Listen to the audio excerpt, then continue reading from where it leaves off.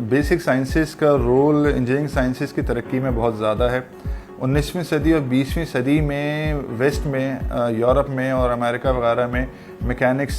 پہ بہت ریسرچ کی گئی اور لوگ کام کرتے تھے, اور پھر اسی کا نتیجہ ہے کہ اب آپ آج کل دیکھتے ہیں کہ راکٹس جو ہیں وہ ناسا لانچ کرتا ہے مارس کے لیے اور اسپیس میں بھیجتا ہے. تو یہ جو ساری اس کی جو اس کا آپ یہ کہیں جو موومنٹ ہے راکٹ کی, وہ جو ہے مرہون منت ہے میکینکس کی ریسرچ کے اوپر کہ آبجیکٹس موو کیسے کرتے ہیں, ان کی پوزیشن کیا ہوتی ہے اور ان کی ویلوسٹی کیا ہوتی ہے.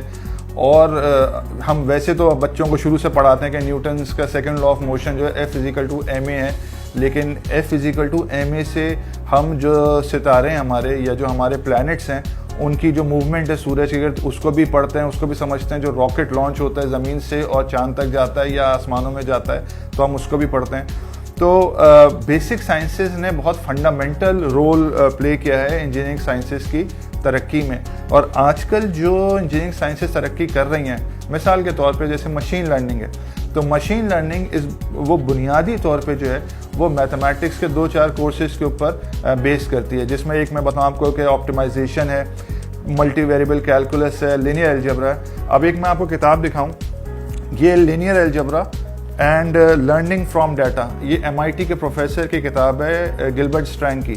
اور انہوں نے کتاب لکھی ہے learning from data and linear algebra. تو اس وقت بھی جو مشین لرننگ کا دنیا میں شہرہ ہے اور دورہ ہے, تو اس کی بنیاد جو ہے وہ ویسٹ میں لینئر الجبرا کے اوپر ہی رکھی جا رہی ہے. تو ہمیں یہ چیز سمجھنے کی ضرورت ہے کہ ہم انجینئرنگ سائنسز میں کچھ بھی پڑھا دیں, ڈفرینٹ انجینئرنگ کو پڑھا دیں, لیکن ہمیں اس کا تعلق ایک بیسک سائنسز سے, میتھمیٹکس سے, فزکس سے اور کیمسٹری سے لازمی جوڑنا ہے. اگر ہم یہ نہیں جوڑ پائیں گے تو ہم صرف مینٹیننس انجینئرز بنائیں گے, ہم ڈیزائن انجینئرز نہیں بنا پائیں گے, کیونکہ ڈیزائن انجینئر کو بنیادی طور پہ اس کی میتھمیٹکس اچھی ہونی چاہیے, اس کا انالیسس اچھا ہونا چاہیے, تبھی وہ نئی چیزیں بنائے گا. جی, میں آپ کو بتاؤں کہ ہم نے الیکٹریکل انجینئرنگ کے اندر جو میتھمیٹکس کے کورسز ہیں اس کو فنڈامنٹلی ریویمپ کرنے کی طرف ہم گامزن ہیں. اور اس کی سب سے پہلی مثال میں آپ کو یہ دوں کہ ملٹی ویریبل کیلکولس کا ایک کورس ہے جو سارے زمانے میں پڑھایا جاتا ہے, ہمارے میں پڑھایا جاتا تھا, لیکن جب میں نے اس کو پڑھایا تو میں نے اس میں یہ چیز انشور کی کہ میں 3D پرنٹنگ جو ہے وہ اس میں بچوں کو سکھاؤں. اب یہ دو عجیب سی باتیں ہیں کہ ایک ملٹی ویریبل کیلکولس کا کورس, ایکویشنز ہوں گی, اور 3D پرنٹنگ کا آپس میں کیا تعلق ہے. تو اس کورس میں نے یہی چیز اجاگر کی کہ ایکچولی جو 3D پرنٹڈ آبجیکٹس ہوتے ہیں وہ پیچھے ایک میتھمیٹیکل ایکویشن کو ریپرزینٹ کر رہے ہوتے ہیں. تو میں نے پھر یہ بچوں کے ساتھ کیا کہ ایک ان کو پیرامیٹرک ایکویشن سکھائیں کہ ایک پیرامیٹر کو ویری کریں گے تو شیپ ایکویشن کا جو ہے نا, جو فزیکلی جو چیز نظر آ سکتی ہے وہ ویری کرنے لگتی ہے, وہ نظر آنے لگتا ہے کہ اگر ایک پیرامیٹر کی ویلیو کو -1 کر دیا تو شیپ کچھ اور طریقے کا نظر آئے گا, ایک 1 کر دیا تو کچھ اور طریقے کا نظر آئے گا. تو اس طریقے سے ہم نے ریلیٹ کیا کہ جو پیرامیٹرک ایکویشنز ہیں وہ کس طریقے سے کسی 3D پرنٹڈ ماڈل کو ریپرزینٹ کرتی ہیں. تو یہی چیز ہم نے ملٹی ویریبل کیلکولس کورس کے اندر پڑھائی. اس کے علاوہ لینئر الجبرا کا کورس ہے. لینئر الجبرا کے کورس کے اندر میں نے جیسے ابھی آپ کو دکھایا تھا کہ مشین لرننگ کے اوپر فوکس ہے, تو اب ہمارا فوکس یہی ہے کہ جب ہم لینئر الجبرا پڑھائیں تو اس میں مشین لرننگ کو جتنا ہو سکے انٹروڈیوس کریں.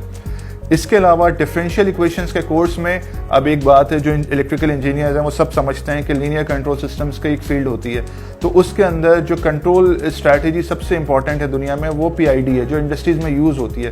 تو یہ چیز ڈفرینشیل ایکویشنز کے اوپر بیس کرتی ہے, اور میں نے ڈفرینشیل ایکویشنز کے کورس کے اندر PID کنٹرول کو سیمولیشن لیول پہ انٹروڈیوس کیا تاکہ بچے کو سمجھ آ جائے کہ ڈفرینشیل ایکویشن کا ایکچولی ایک پرپس کیا ہے. اور اسی طریقے سے جتنے بھی کورسز ہیں, پروبیبلٹی اینڈ اسٹیٹسٹکس ہے اور کیلکولس کے جو کورسز ہیں, ان سب کے اندر بھی ہم کٹنگ ایج ٹیکنالوجیز کا انٹروڈکشن دینا ہم نے شروع کر دیا ہے تاکہ بچے کو شروع کے ہی 2 سال میں اندازہ ہو جائے کہ اس نے کہاں جانا ہے, اور دنیا میں جس وقت کٹنگ ایج ریسرچ ہو رہی ہے اس میں اس کی جو میتھمیٹکس ہے اس کا کتنا امپورٹنٹ رول ہے, تاکہ وہ مینٹلی ایک ڈیزائن انجینئر بن جائے, وہ مینٹلی ایک مینٹیننس انجینئر نہ بن کے گریجویٹ ہو صفا یونیورسٹی سے. دیکھیے, یہ تو میں نے آپ سے بات کی کہ شروع کے 2 سال میں جو میتھمیٹکس کے اور جو فزکس کا کورس ہے اس میں کیا ہونا چاہیے وہ بتا دیا میں نے آپ کو کہ EE کے اندر, DSU کے اندر ہم کیا کرتے ہیں. لیکن اس کا مطلب یہ نہیں ہے کہ ہماری نظر کسی وقت بھی جو کٹنگ ایج ریسرچ ہے یا جو ٹیکنالوجیز ہیں ان سے ہٹ جاتی ہے یا ہٹ رہی ہے. ہمارے پاس 4 ٹیکنالوجیز ہیں, 4 اسپیشلائزیشنز ہیں جس کو ہم کہتے ہیں اسپیشلائزیشن اسٹریمز کہتے ہیں. ایک ہے پاور, کیونکہ آج کل دنیا میں پاور کا بڑا مسائل ہے, پاکستان میں انرجی کرائسس ہے, تو ایک پاور ہے, دوسری الیکٹرانکس ہے, تیسری ٹیلی کمیونیکیشن ہے, اور ایک ہم چوتھی نئی اپنی اسپیشلائزیشن لے کر آئے ہیں کمپیوٹر سسٹمز کی. اور وہ اسی لیے لے کر آئے ہیں کہ دنیا میں اس وقت جو مشین لرننگ اور آرٹیفیشیل انٹیلیجنس نے جو دھوم مچائی ہے, ہم وہ اپنے الیکٹریکل انجینئرنگ کے جو گریجویٹس ہیں ان کے اندر وہ اسکلس کو, ان دونوں ٹیکنالوجیز کی اسکلس کو انکلکیٹ کریں. اس میں کمپیوٹر سسٹمز کی جو اسٹریم ہے اس کے اندر 3 ٹریکس ہیں ہمارے پاس. ایک artificial intelligence and data sciences ہے, ایک نیٹ ورکنگ ہے, اور ایک کمپیوٹر آرکیٹیکچر ہے. میں آپ کو بتاؤں اس سے بہت زبردست ریزلٹس ہمارے پاس آ رہے ہیں. ہمارے بچے جب میتھمیٹکس میں ان کی اچھی ٹریننگ ہو جاتی ہے پہلے کے 2 سیمسٹرز کے اندر, تو اب ہم یہ آبزرو کر رہے ہیں کہ بچے نہ صرف کٹنگ ایج ریسرچ کے اوپر کام کر رہے ہیں, جس کی میں مثال دیتا ہوں, بلکہ وہ پبلش بھی کرنا شروع ہو گئے ہیں. پہلے یہ کانسیپٹ ہوتا تھا پاکستان میں کہ بندہ پی ایچ ڈی کر لے گا تو پھر وہ ریسرچ کرے گا, لیکن اب اس چیز کو ہم انڈر گریڈ کے اوپر لے آئے. ہماری پچھلے سال کی انڈر گریڈ ریسرچ جو ہے وہ بہت زبردست ہے. ہم نے ملیشیا میں پیپر پبلش کیے ہیں, ہم نے امریکہ میں